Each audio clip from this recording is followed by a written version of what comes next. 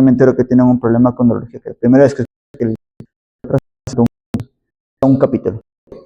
Bien, el día de hoy entonces vamos a hablar todo lo referente a lo que son las anemias hemolíticas. En primer lugar hablaremos de todo lo que son anemias hemolíticas congénitas y en segundo lugar hablaremos de anemias hemolíticas adquiridas. Pero antes de eso,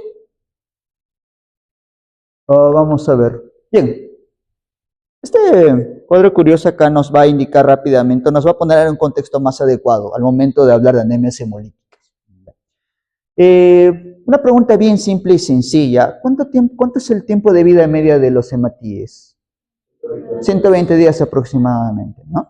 Eso es aproximadamente. Se producen en la médula ósea, salen a la circulación sanguínea, ahí dando vueltas y vueltas y vueltas y más o menos después de 120 días cumplen su ciclo y después son destruidos a nivel del sistema retículo endotelial, ¿no? Específicamente en el sistema esplénico.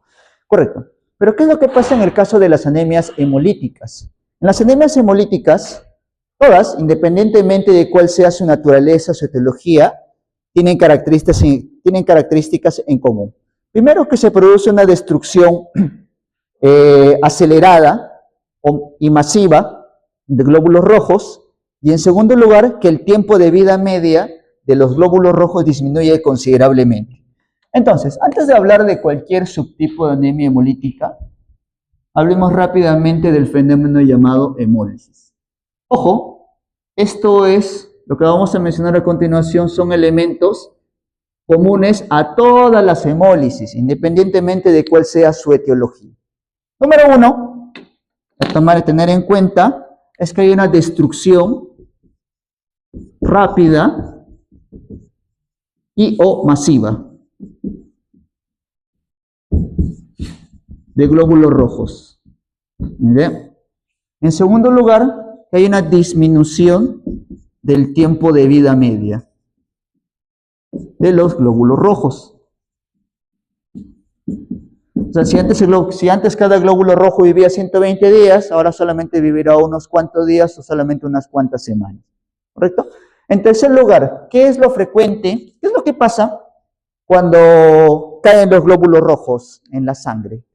¿Cuál va a ser la primera respuesta? La respuesta fisiológica normal, valga la redundancia. Perfecto, entonces va a haber incremento de reticulocitos.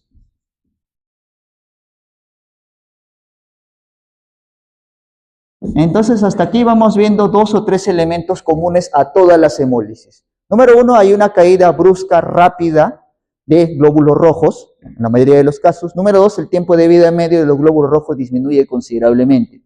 Número 3, a consecuencia de ello, rápidamente la médula ósea va a responder generando mayor cantidad de reticulocitos. Y por lo general la cantidad de reticulocitos va a superar el 5%, aproximadamente. ¿Perdón? Díganle por favor al nuevo decano que nos ponga plumones. Toda la vida estamos así. Muy bien.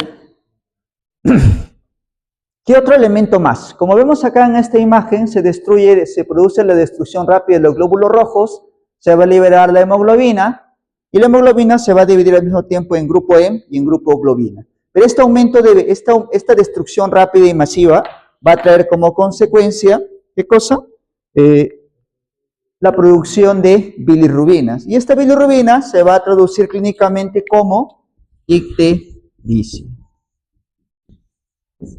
Y este es un elemento común para todas las causas de hemólisis. Cualquiera sea la causa de hemólisis, va a ir con ictericia. Más adelante vamos a ver que no siempre es así. Pero en general, toda hemólisis va a ir con ictericia. Por lo general va con ictericia. Y hay un elemento también común a todas las hemólisis, que es la ausencia de coluria.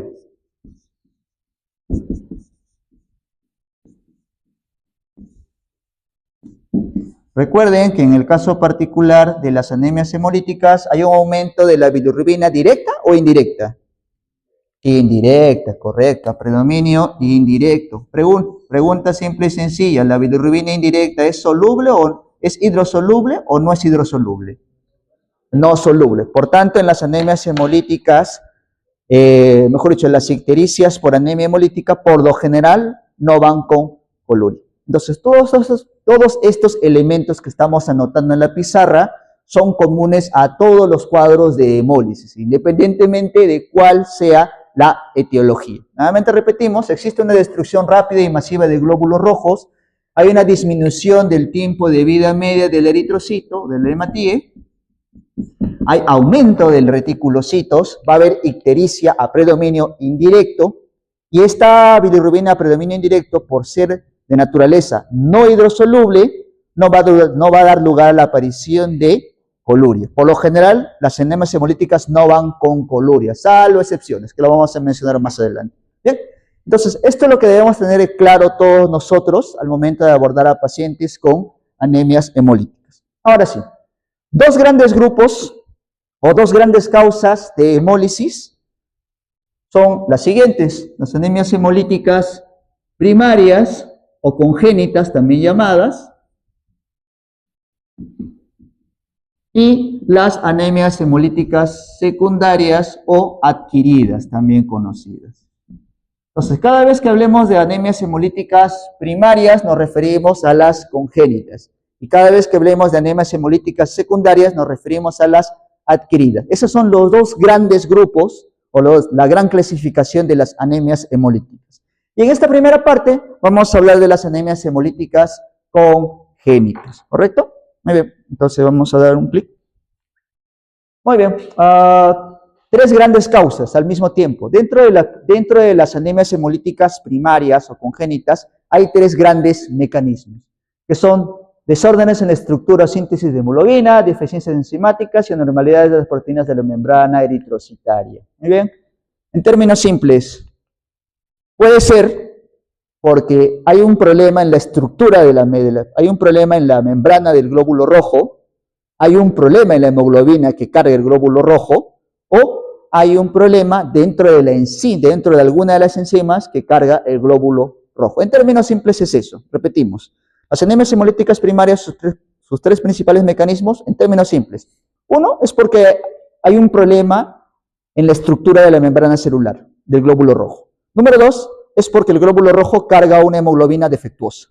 Y número tres, es porque el glóbulo rojo tiene algún defecto enzimático. Así de simple, así de sencillo. ¿Cuál de esos tres componentes es el más frecuente? ¿Alguien sabe?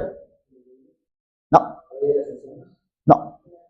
Membrana. Las membranopatías son la causa más frecuente de anemias hemolíticas congénitas. De esos tres que hemos mencionado, lo más frecuente, o la causa más frecuente, la alteración más frecuente es defecto en la membrana celular. Eso es lo más frecuente que vamos a tener. Y dentro de ellos vamos a tener a dos enfermedades, una más conocida que la otra, que es la esferocitosis hereditaria, y la otra es la eliptocitosis hereditaria. Bien, entonces, defectos en la membrana celular, ya hemos mencionado la causa, en este caso, la enfermedad más conocida, o la mejor documentada, es la esferocitosis hereditaria.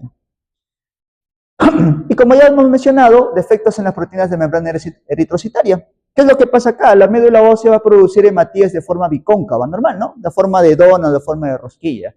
Pero cuando salen al torrente sanguíneo, de lo que están así aplastaditos, ¡pum!, se inflan, se vuelven esferocitos. ¿Y qué es lo que pasa? Que esos esferocitos, bueno, vamos a graficarlo acá. El glóbulo rojo habitualmente tiene una forma bicóncava, ¿no? Como si fuese una dona, una rosquilla. Pero ¿qué es lo que pasa? Cuando sale de la médula ósea hacia el torrente sanguíneo, pierde la forma, se infla. Entonces, este cambio va a generar una consecuencia inmediata, que es al momento que el glóbulo rojo pase por los sinusoides esplénicos, se quede atorado ahí. Se atoran, no pueden pasar, y al atorarse, ¿qué es lo que ocurre? Se destruye más rápido. ¿Para qué sirve la forma bicóncava del glóbulo rojo, por cierto? Correcto, esa forma no es adrede, esa forma le permite desplazarse fácilmente entre los capilares sinusoidales, vénulas, arterioles, etcétera, etcétera, ¿no? Pasa tranquilo, regresa, pasa a través de los capilares sinusoidales. Pero ¿qué pasa si no tiene esa forma? Simple y llanamente se queda atorado en el vaso sanguíneo, en el vaso, y se destruye con facilidad. Muy bien. Por eso mencionamos, ¿no? Al llegar al vaso y el sistema retículo endotelial no puede atravesarlo y por tanto se destruyen prematuramente. Ojo, que esta es una enfermedad autosómica dominante, de tal manera que la paciente afectado o con diagnóstico de esferocitosis hereditaria tiene en la familia a alguien más con ese problema. Padre, madre, hermano, tío o abuelos. Es prácticamente imposible que un paciente tenga esferocitosis hereditaria y sea el único miembro de la familia con ese problema, por este detalle. Es herencia autosómica dominante. Eso quiere decir que si ustedes están sospechando de una anemia hemolítica de tipo esferocitosis hereditaria, tienen que buscar en la familia a alguien con ese problema, porque de hecho tiene que haber al menos una persona en la familia dentro del tronco principal que tenga el mismo problema. Y rara vez es recesivo, principalmente es dominante, ¿correcto? Muy bien, vamos a ver que acá puede estar implicados, por ejemplo, alteraciones de varias proteínas como espectrina, alfa, espectrina beta y la principal que es anquirina. Que no vamos a dar mayores detalles de eso.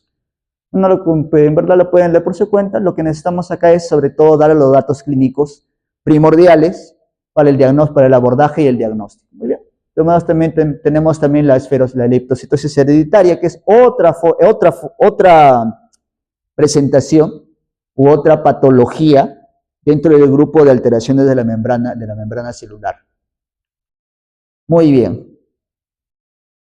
Pregunta simple y sencilla. Un paciente con anemia hemolítica, ¿qué síntomas manifiesta? Ya, ictericia, ¿qué más? Cansancio, muy bien. Disnea, correcto, muy bien. Todos los síntomas correspondientes son síndrome anémico, ¿no? Disnea, cansancio, decaimiento y eventualmente también ictericia. Pregunta, ¿todos los pacientes lo presentan? ¿Todos los pacientes con esferocitosis hereditaria van a venir con síndrome anémico o van a venir ictéricos? No siempre, ¿no? No siempre. Lo que pasa es que puede haber pacientes que pueden tener hemólisis, pero en pequeñas cantidades, o una hemólisis leve. Pasan asintomáticos, tranquilos. Pero puede haber también crisis hemolíticas, en las cuales los pacientes sí van a desarrollar todos los síntomas clásicos y típicos de un síndrome anémico de etiología hemolítica. Aquí vamos a ver, la anemia puede presentarse a cualquier edad, sea en la etapa de niñez, de adolescencia, de juventud, etcétera, etcétera. Ese es uno. Número dos, la esplenomegalia. Eso es lo más frecuente, ¿ya? Y eso es un punto muy importante. No lo hemos puesto acá porque no toda hemólisis va con esplenomegalia. Por lo general, las anemias las extravasculares van con hemólisis. ¿Saben la diferencia entre hemólisis intra y extravascular? ¿Les han explicado la diferencia entre uno y otro? Ok. Simple y sencillo. La hemólisis puede ser intravascular o extravascular. Y ese es un término que van a encontrar con bastante frecuencia en los libros o en los artículos que estén revisando. Intravascular y extravascular.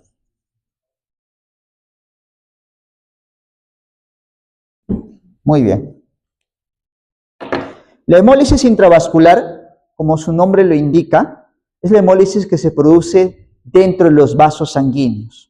Por algún motivo los glóbulos rojos se destruyen dentro de los vasos sanguíneos. ¿Eso es lo normal? Que el glóbulo rojo se destruye en los vasos sanguíneos. ¿Es lo normal? No es lo normal, ¿no? Lo normal es que se destruya fuera de los vasos sanguíneos a nivel esplénico, al nivel endotelial.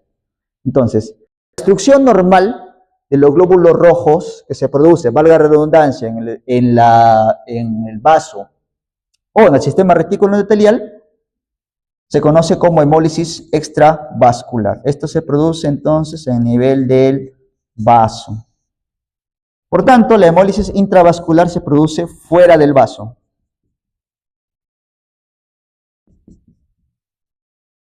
En consecuencia, las hemólisis extravasculares van a ir de la mano con esplenomegalia. Creo que aquí tengo un pulmón yo.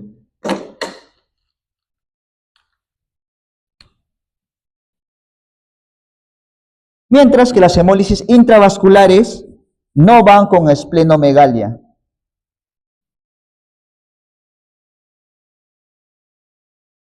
Pregunta, ¿en la esferocitosis hereditaria se está produciendo una hemólisis intra o extravascular?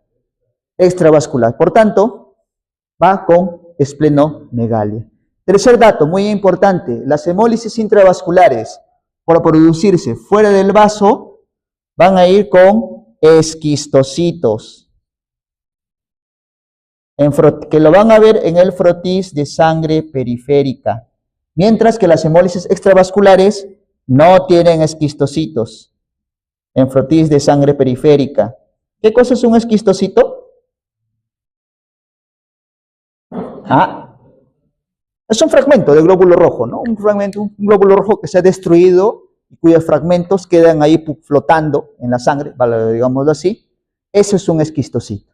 Entonces, esos dos elementos también es muy importante determinar si la hemólisis es intravascular o extravascular. Las hemólisis extravasculares se producen a nivel del vaso sanguíneo, van de la mano con esplenomegalia, es el hallazgo más frecuente, y además, en frotis de sangre periférica no van a encontrar esquistocitos. Por el contrario, las anemias hemolíticas intravasculares se producen fuera del vaso sanguíneo, fuera del vaso, por tanto, no hay esplenomegalia, y asimismo, un marcador muy importante que les determina que esta es una hemólisis intravascular es la presencia de esquistocitos. Y esto debe quedar bien claro porque mañana cuando hablemos de púrpura, ahí vamos a hablar de PTI y de PTT. Y vamos a tener que hablar también, repasar nuevamente las anemias hemolíticas, ¿correcto? Entonces, hasta aquí todo claro. La esferocitosis hereditaria tiene como mecanismo una hemólisis intra o extravascular. Extravascular, ¿correcto? Y por tanto va con esplenomegalia, es lo frecuente. El paciente con anemia hemolítica, con esferocitosis hereditaria, por lo general tiene esplenomegalia. Y además, cálculos vesiculares. Los pacientes jóvenes, los que tienen hemólisis leve, pueden desarrollar a temprana edad cálculos de origen biliar. Eso también es bastante frecuente en pacientes con esferocitosis hereditaria y pueden presentar las crisis aplásicas. Es decir, va a llegar un momento en el cual el paciente súbitamente o bruscamente va a desarrollar pancitopenia. Bruscamente. Es lo que se conoce como crisis aplásica y que suele verse sobre todo en niños, no tanto en adultos. ¿Correcto? Y en la analítica, bueno, lo que mencionamos, ¿no? Lo que es frecuente a todas las anemias hemolíticas. Aumento de reticulocitos. En frotis de sangre periférica vamos a encontrar microesferocitos. Pregunta, ¿el test de Coombs será el test de Coombs positivo o negativo? ¿Seguro? ¿Negativo? ¿Qué es el test de Coombs? Correcto. Aquí en la fisiopatología de anticuerpos, nada tiene que ver entonces, ¿no? Por tanto, esta es una anemia hemolítica Coombs negativo, ¿correcto? Bien, miren, acá tenemos una vesícula con hartos cálculos biliares. Y aquí vamos a observar, este es un glóbulo rojo de características normales, pero acá vemos esferocitos. Estas cositas que ven acá, que parecen como manchitas redonditas, estos son los esferocitos. Muy bien, igual lo mismo acá, ¿no? Aquí tenemos esferocitos, que son más pequeños que los glóbulos rojos normales. Muy bien, ¿cómo hacemos el diagnóstico? Rápidamente. Una vez identificado al paciente con anemia hemolítica, con esplenomegalia, con Coombs negativo y todas las características sugerentes de anemia hemolítica, la prueba fundamental viene a ser el test de EMA, o mejor dicho, citometría de flujo. ¿Para qué? Para identificar a la proteína que está defectuosa. La citometría de flujo entonces nos permite diagnosticar cuál es la proteína que está implicada o que está defectuosa y es el origen de la anemia hemolítica, de la esferocitosis hereditaria. Recuerden lo que comentamos hace un momento, hay varias proteínas que están implicadas, siendo la principal la anquirina. Muy bien. Ahora, hay un test clásico que es el test de fragilidad. No sé si alguno lo ha leído por ahí o sabe qué es el test de fragilidad. Es un test bastante antiguo que todavía tiene validez y lo hacen en este hospital. Bueno, de hecho todos los hospitales todavía lo hacen. ¿Saben en qué consiste? ¿Qué cosa es el test de fragilidad? A ver, el test de fragilidad consiste en lo siguiente. Tomamos los glóbulos, tomamos una muestra de sangre del paciente con sospecha de esferocitosis hereditaria y lo sometemos a un medio hipertónico. En condiciones normales, si yo someto una célula de nuestro cuerpo a un medio hipertónico, ¿qué es lo que va a pasar?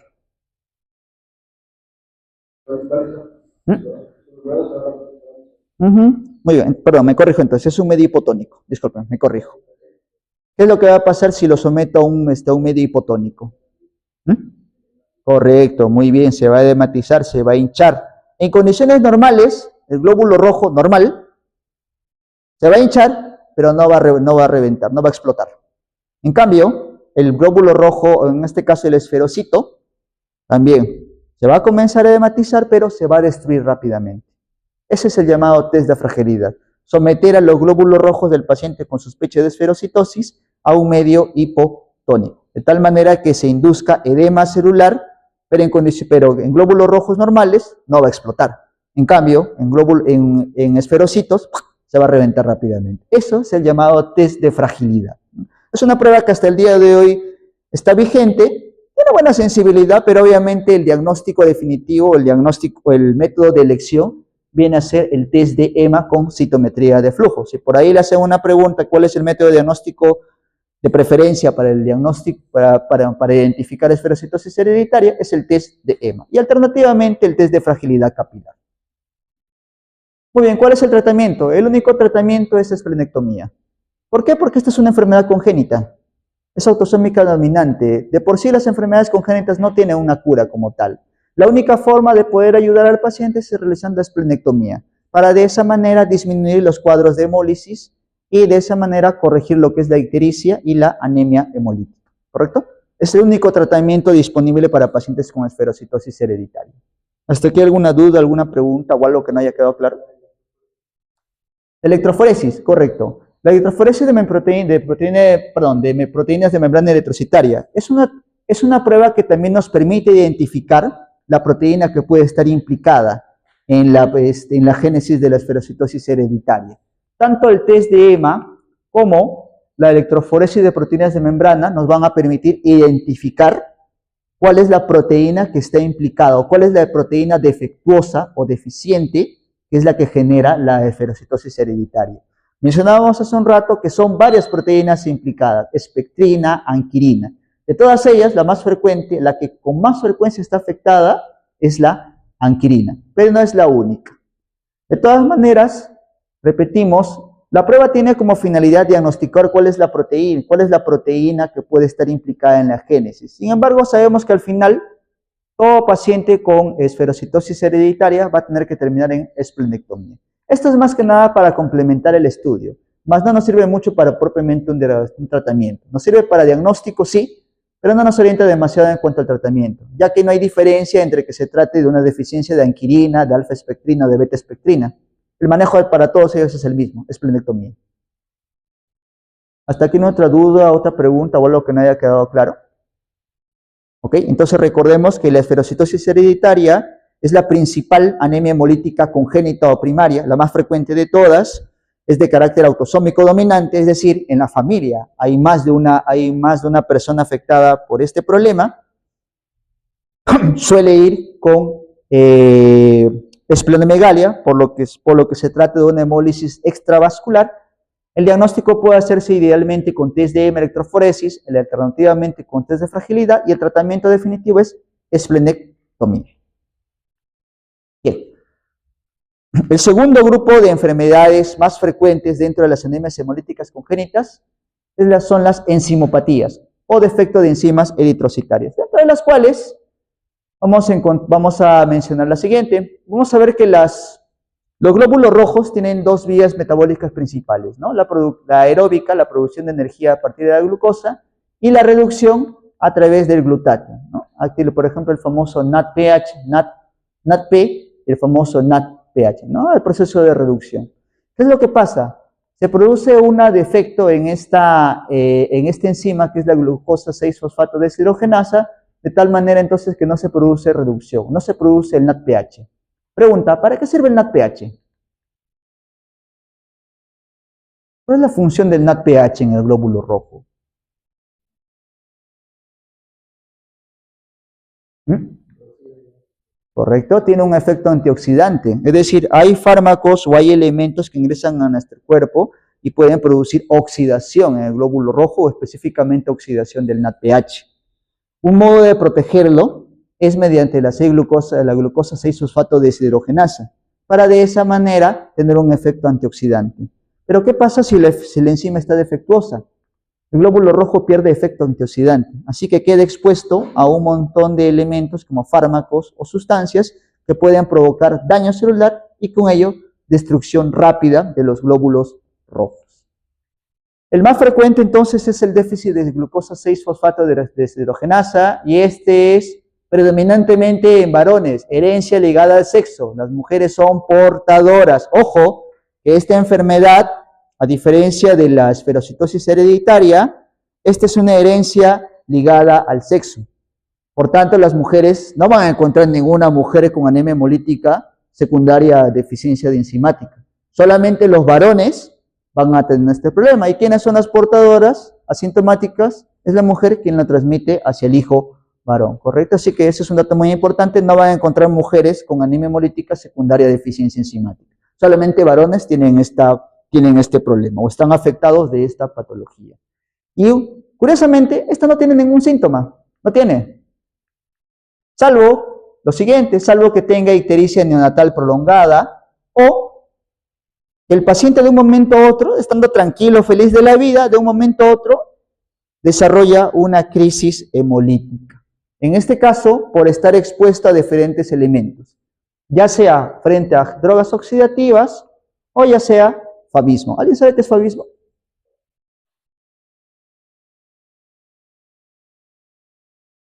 ¿Ahí lo conocen? Careaba, ¿no? Raúl Romero. No es de su tiempo, es de mi tiempo, no es de su tiempo de ustedes. Pero es harto conocido. ¿Por qué creen que le pongan, por qué creen que le he puesto la cara de él? Habas, sí es correcto. Porque el favismo es el consumo de habas. El favismo es el fenómeno por el cual un paciente cuando consume habas y parecidos desarrolla la ictericia. ¿Por qué? Porque las habas tienen un elemento que produce una rápida oxidación de los glóbulos rojos, que en situaciones en las cuales hay deficiencia enzimática, rápidamente van a provocar hemólisis. Y lo otro es la hemólisis frente a drogas oxidativas, ¿correcto? ¿Pasó?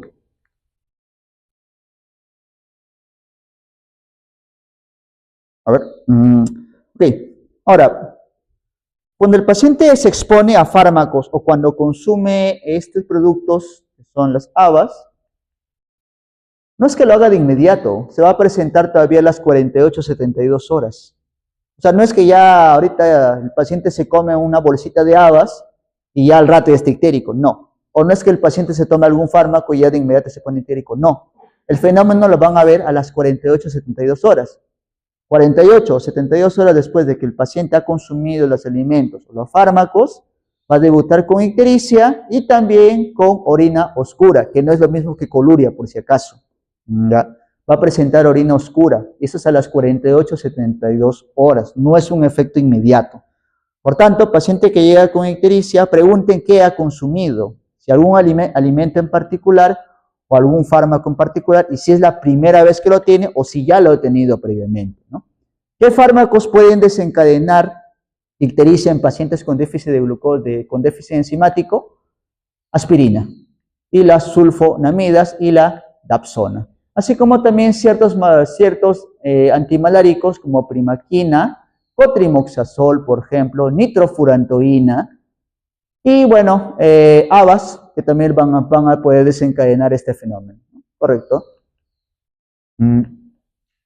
Muy bien, vamos a ver que esto es bastante frecuente, sobre todo en las zonas como África y el sur de Asia. Y vamos a ver, por ejemplo, que se produce una rápida destrucción e incluso típicamente vamos a ver la separación del citoplasma del glóbulo rojo, ¿no? Este es el glóbulo rojo normal con su forma de rosquilla, pero vamos a ver que algunos glóbulos rojos tienen su núcleo, su núcleo excéntrico, ¿no? Vamos a ver que en lugar de estar en el centro, se ha desplazado hacia la periferia. Acá lo podemos ver mucho mejor. ¿Ah? Estos glóbulos rojos, miren, observen, están señalados con flechitas. En lugar de tener su núcleo central, tienen su núcleo periférico. Eso es lo típico, lo característico de la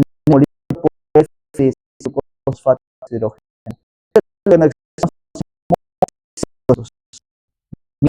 Mientras la esferocitosis se dirige los protis, observamos microcitos. En la anemia molecular por deficiencia de enzima vamos a encontrar centrocitos. Y finalmente también vamos a encontrar rasgos de Heinz.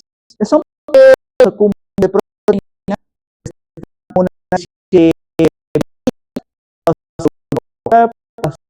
son punto desprendiéndose del glóbulo rojo.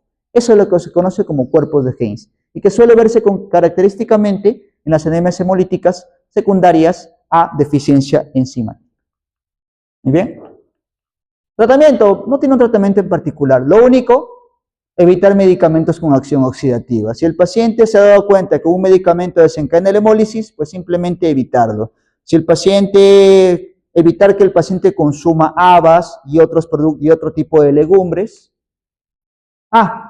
Y manejar estas infecciones. ¿Por qué? Porque habitualmente infecciones como hepatitis A, hepatitis B, citomegalovirus, salmonella y E. coli pueden desencadenar también hemólisis. Es decir, el paciente con deficiencia enzimática puede estar tranquilo, puede que no haya tomado ningún medicamento, ni que haya comido nada, pero de pronto desarrolla un cuadro infeccioso por salmonella, por citomegalovirus y por E. coli y de pronto ¡pum!, hemoliza. Entonces hay que tratar de evitar eso. Con eso entendemos que las crisis hemolíticas se desencadenan por exposición a fármacos, por exposición a alimentos o por infecciones virales o bacterianas recientes o agudas. Esos tres elementos van a desencadenar la crisis hemolítica. Fuera de eso, el paciente vive tranquilo sin mayores problemas. Hidratación, ¿sí? ¿Para qué hidratamos a un paciente con anemia hemolítica?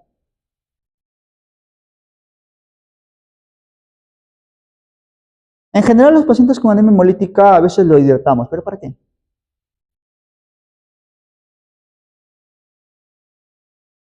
Si se produce hemólisis, se libera la hemoglobina, ¿no? Y esa hemoglobina liberada va a circular por todas partes y sobre todo va a pasar ¿por dónde? Por el riñón. ¿Y la hemoglobina normalmente pasa por el riñón? No pasa generalmente por el riñón, ¿no? ¿Y qué ocurre cuando atraviesa el riñón? ¿Lo atraviesa o se queda atorado? Se atora. ¿Y qué eso puede producir qué cosa? Puede conducir a AQI, ¿sí? Recuerden, la hemoglobinuria puede producir AQI, es una causa de AQI intrarrenal. Entonces, una estrategia en los pacientes con crisis hemolíticas, eso es para crisis hemolíticas agudas severas, es hidratarlo. ¿Para qué? Para de esa manera prevenir o intentar prevenir la falla renal por hemoglobinuria. Y bueno, transfusiones en situaciones de anemia severa. Si es un paciente que ha desarrollado bruscamente anemia severa, de lo que estaba con 11 de hemoglobina cae a 6 de hemoglobina, va a requerir soporte transfusional. ¿Hay alguna contraindicación? ¿Está contraindicado transfundir a estos pacientes? ¿O no? ¿Habría algún problema en transfundirlos? ¿Se destruirán los glóbulos rojos? ¿Qué opinan? Así es. No, los glóbulos rojos que va a servir son glóbulos rojos sanos. No tiene nada que ver porque este es un defecto enzimático propio del paciente. Si le pasa glóbulos rojos sanos, no se van a destruir. ¿Correcto? Entonces sí es factible poder darle soporte transfusional siempre y cuando la situación lo amerite. ¿Correcto? Bien. Y dentro de las anemias hemolíticas primarias, las menos frecuentes son las talasemias. Los desórdenes de la hemoglobina, también conocidos como talasemia. Esto es lo menos frecuente. Y de hecho, pocas veces van a encontrar pacientes con talasemia. Ahora, para entender las talasemias debemos recordar un concepto básico. La gran molécula de hemoglobina está formado por 2 cadenas alfa y 2 cadenas beta, ¿correcto? 2 cadenas alfa, 2 cadenas beta. Esa es la estructura normal. Pero, por diferentes circunstancias, puede que haya defecto o no se produzca la síntesis de las cadenas alfa o de las cadenas beta. Y vamos a tener podemos tener una hemoglobina de puras cadenas alfas o una hemoglobina de pura cadena beta. En consecuencia, ¿eso que va a generar? Inestabilidad. La molécula de hemoglobina va a ser totalmente inestable y se va a destruir rápidamente. ¿Correcto? Muy bien.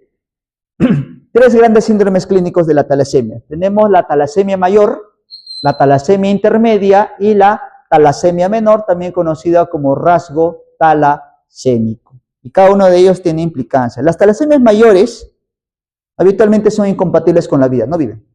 Mueren dentro del útero o mueren al poco tiempo de nacer. Las talasemias intermedias nacen, sobreviven, pero desde temprana edad son dependientes de transfusión. Y la talasemia menor, ese paciente vive tranquilo y solamente tiene rasgo talasémico. Ese vive tranquilo toda su vida sin necesidad de transfusiones.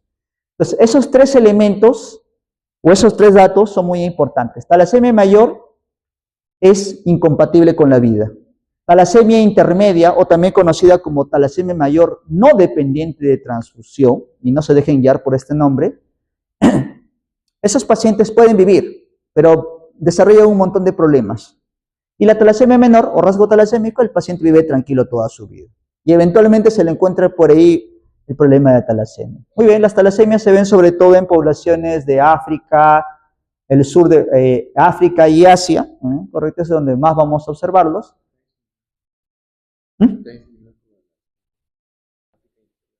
Correcto. De hecho, las talasemias se piensa o se considera que son un mecanismo de defensa frente a paludismo. Recuerden que toda esta zona, que está subrayada acá, es zona de paludismo. Y como medida y como mecanismo de defensa, estas poblaciones desarrollan talasemia, para de esa manera evitar o protegerse frente a la malaria o el paludismo. Pero el problema es que eso también va a generar una serie de problemas para los pacientes. Muy bien, las alfa-talasemias. Ok, antes de eso, tenemos alfa-talasemias y beta-talasemias. Ya mencionamos que tenemos talasemia mayor, talasemia intermedia y talasemia menor. Ahora, según la cadena que está afectada, tenemos alfa-talasemia, si están alterados la cadena alfa, y beta-talasemia, si están alterados las cadenas beta. ¿Cuál es más frecuente? Las alfa-talasemias. Las alfa-talasemias son más frecuentes que las beta-talasemias. Y dentro de las alfa-talasemias, vamos a ver que depende de la cantidad de genes alterados en el cromosoma 16. Recuerden que en general, cada cromosoma aporta 2 genes.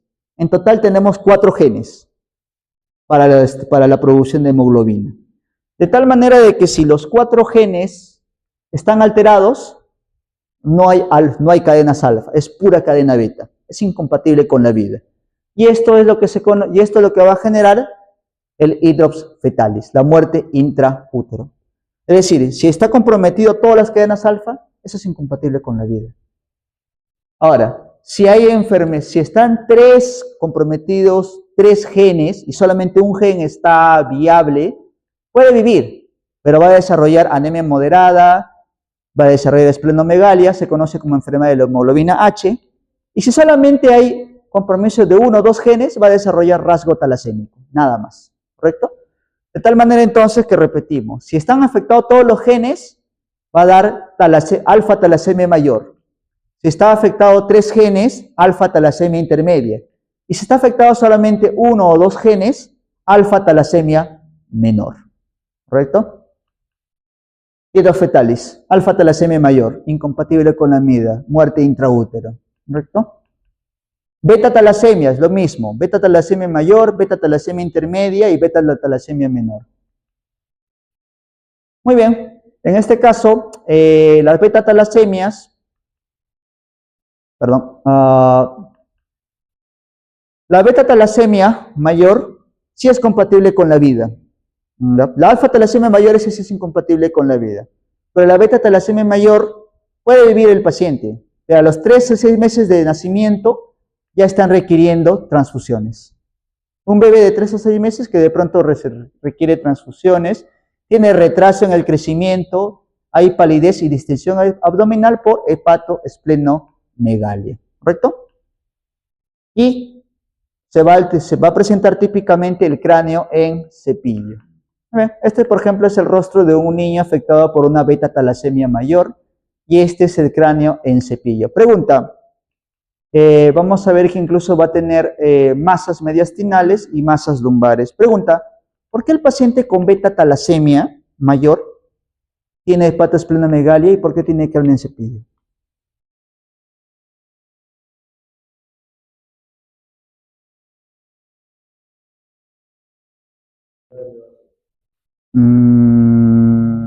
No, no necesariamente es por eso. Mm. Esto. ¿Ven esta radiografía acá? Es como si fuesen cerdas, ¿no? Ese es el famoso cráneo en cepillo. Que seguro lo han visto en el tipo de semiología o en los libros de semiología que lo mencionan típicamente o en radiología. Ese cráneo en cepillo es lo que se observa en las talasemias. En la talasemia, en la beta-talasemia. Dime. ¿Ah? No. Es un crecimiento óseo. Estos son espículas óseas. Así es. Y por eso se conoce como cráneo en cepillo. Lo que ustedes están observando aquí son espículas óseas. La pregunta es, ¿por qué los pacientes con beta-talasemia desarrollan cráneo en cepillo y hepatoesplenomegalia?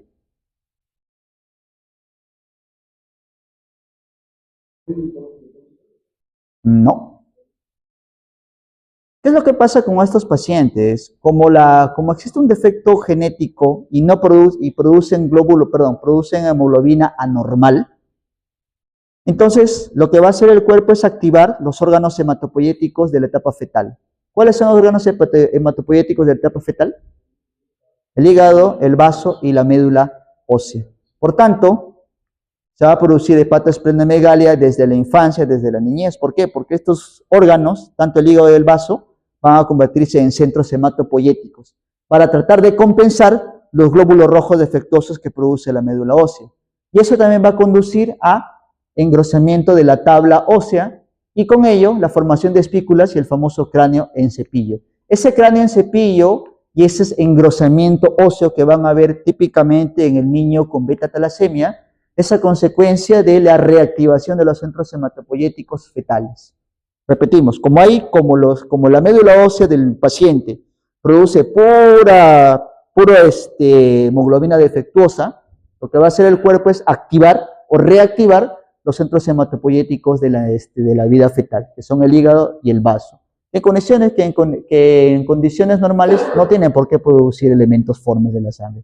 Así como se va a producir también engrosamiento de la tabla ósea y por eso esos pacientes van a tener una facies un poco tosca, ¿no? Como si tuviese gresí, como si tuviese pómulos grandes, nariz ancha, frente ancha, a consecuencia de la reactivación de los centros hematopoyéticos de la vida fetal.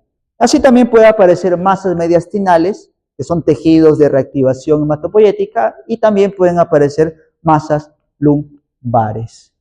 Diagnóstico con cromatografía líquida de alta precisión. ¿Para qué? Para identificar qué porcentaje o qué cantidad de glóbulos rojos o qué cantidad de hemoglobina del paciente está defectuoso. Para identificar si es una alfa-talasemia o una beta-talasemia. De tal manera entonces de que vamos a encontrar la famosa hemoglobina, la ausencia total o parcial de la hemoglobina normal. La hemoglobina normal, 2 cadenas alfa y 2 cadenas beta, se conoce como hemoglobina A. Y si nosotros tenemos hemoglobina A2, que es la hemoglobina defectuosa, por encima de 3.5, es diagnóstico para beta-talasemia menor. Ok, este es un cuadro, pero este es un algoritmo que nos puede ayudar a identificar el rasgo talasémico, la talasemia menor o la talasemia mayor, y finalmente el tratamiento de las talasemias mayores, ¿no? Si se trata de talasemias que sobreviven, estos pacientes toda la vida van a estar requiriendo de transfusiones, ¿no? La alfa-talasemia intermedia y la beta-talasemia mayor van a ser toda la vida dependientes de transfusiones. Y lo ideal es que estos pacientes mantengan hemoglobina por encima de 10. Es la única situación, es una de las pocas situaciones en las cuales se pide que la hemoglobina post-transfusional esté por encima de 10. ¿Para qué? ¿Por qué se quiere asegurar o por qué se pide que estos pacientes tengan hemoglobina por encima de 10? Ah, no, no. Es para asegurar un adecuado desarrollo y crecimiento. Recuerden que esto comienza en la niñez.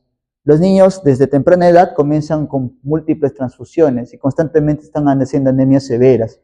Lo ideal es llevarlos a hemoglobina de 10 para asegurarse o para procurar que el paciente pediátrico tenga un adecuado crecimiento y desarrollo. Por eso es que en ellos se pide que idealmente estén por encima de 10. Pero, ¿cuál es el problema de transfundir muchas veces a un paciente? ¿Cuál es una consecuencia de transfundir demasiadas veces? Ya, puede carecer de hipocalcemia, pero ¿qué otra cosa más?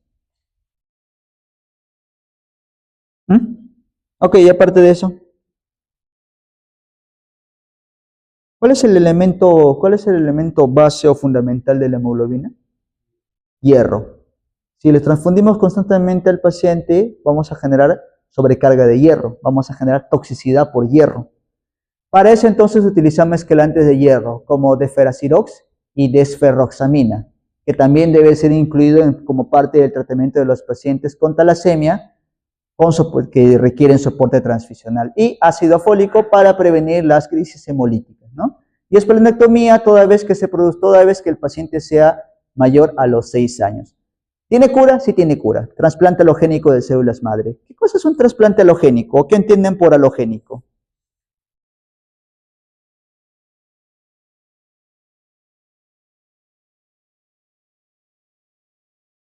¿Qué entienden por trasplante alogénico?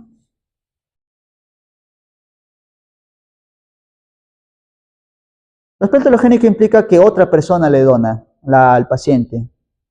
Eso para diferenciarlo del trasplante autólogo. El trasplante autólogo consiste en sacar células de la médula ósea del paciente, cultivarlas y devolverlas al paciente.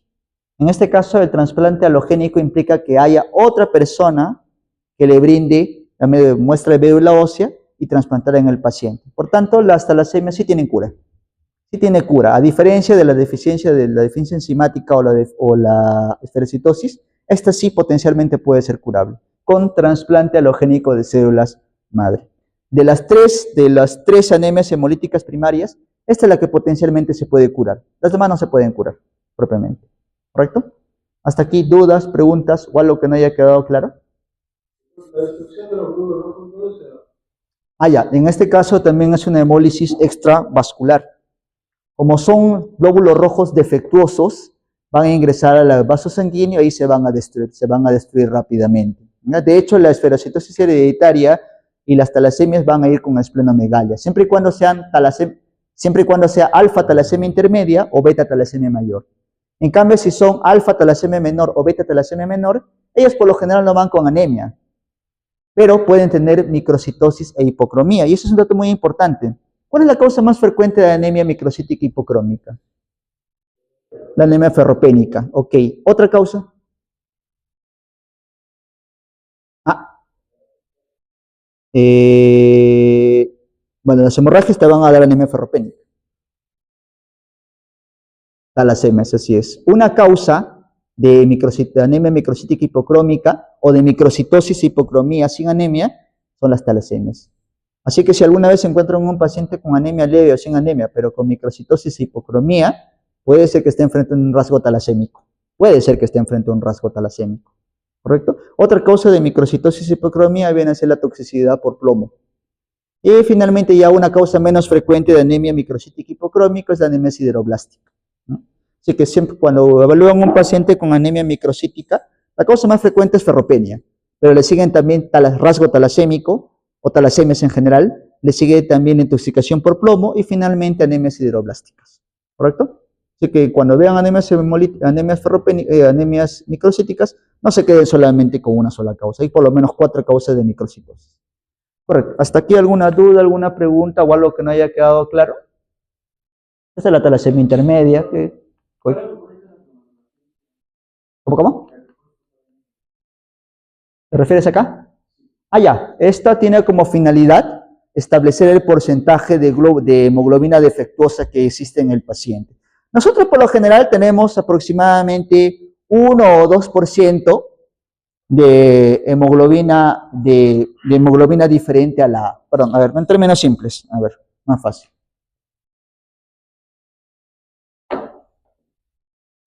Vamos a ponerlo por acá. Del 100% de nuestra hemoglobina de todos nosotros, aproximadamente el 98% es hemoglobina de tipo A. Pero por ahí tenemos un 2% de otro tipo de hemoglobinas.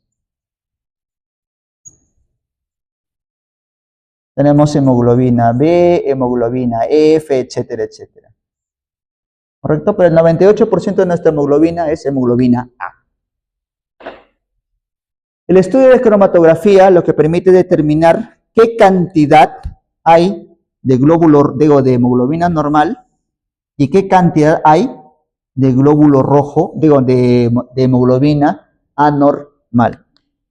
En este cuadrito que he colocado aquí a continuación, aquí se hace la cuantificación, de tal manera de que te da puntos de corte para hemoglobina A2, que es la hemoglobina defectuosa. De acuerdo a estos puntos de corte, tú puedes determinar si estamos frente a un paciente sin talasemia, con rasgo talasémico o con talasemia, dependiendo del porcentaje de glóbulo rojo, perdón, de hemoglobina defectuosa que pueda presentar el paciente. ¿Correcto? Entonces recordemos, el 98% de la hemoglobina en nuestra sangre es hemoglobina A, pero cargamos con un pequeño porcentaje de hemoglobina B, hemoglobina F, etcétera, etcétera. Pero si estas hemoglobinas anormales comienzan a aumentar por encima de un rango de 3 a 4%, junto con una clínica adecuada, nos da como diagnóstico talasemias o rasgo talasémico. ¿Correcto? Cuando ustedes quieran evaluar un paciente con sospecha de talasemia menor, talasemia mayor o rasgo talasémico, lo que hacen es solicitar la prueba de cromatografía. ¿Correcto? No sé si con eso se puede dar un poco más la duda. Correcto, muy bien. ¿Hasta aquí alguna duda, alguna pregunta o algo que no haya quedado claro? Ok, entonces dentro de las anemias primarias o congénitas, la más frecuente vienen a ser las deficiencias por membrana, en segundo lugar las deficiencias enzimáticas y en tercer lugar las talasemias. A la cabeza las alfa-talasemias y con menos frecuencia las beta-talasemias. Todas ellas tienen manejo sintomático conservador, la única que tiene propiamente cura es la talasemia, con trasplante halogénico de médula ósea, ¿correcto? Bien, vamos a dar un receso de 10 minutos para después